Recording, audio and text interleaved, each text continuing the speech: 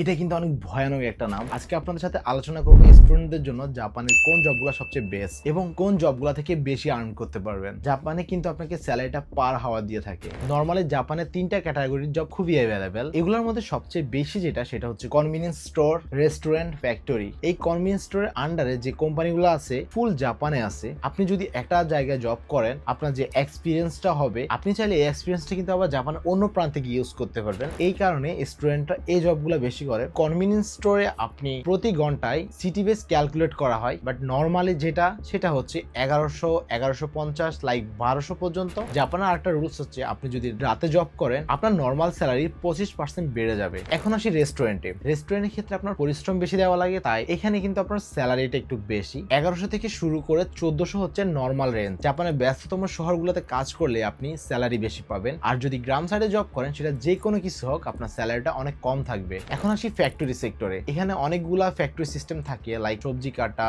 Packaging করা, মাল parcel করা, মানে এরকম অনেক রকমের ফ্যাক্টরি থাকতে পারে। বাট ফ্যাক্টরির জবগুলো পাওয়াটা একটু কঠিন, বিকজ অফ এখানে পার্ট টাইম জবটা কম থাকে, আর এখানে স্যালারি রেঞ্জও প্রায় 1300-1400 থেকে দিনে শুরু হয়, আর রাতে গেলে 1500 থেকে 1700 মধ্যে হয়ে যায়। আরো কিছু কাজ আছে পার্ট টাইম জব হিসেবে, কিন্তু ওই জবগুলো খুবই সীমিত। কনস্ট্রাকশনের জবগুলো কিন্তু জাপানে পাওয়া যায়, বাট এগুলো খুব রেয়ার। এইগুলাতে স্যালারি সবচেয়ে বেশি। কিছু কোম্পানি আপনাকে ঘন্টা হিসাব করে দিবে, কিছু কোম্পানি আপনাকে দিন হিসাব করে দিবে। ঘন্টা হিসাব করে দিলে বেশিরভাগ সময় 1400-1500 হয়ে থাকে। দিন হিসাব করে দেয় তাহলে 10,000 থেকে 15,000 মধ্যে দিয়ে থাকে। এই জবগুলো কিন্তু অনেক পরিশ্রমের। আচ্ছা, আমি মনে হয় একটা জিনিস বলতে ভুলে গেছি।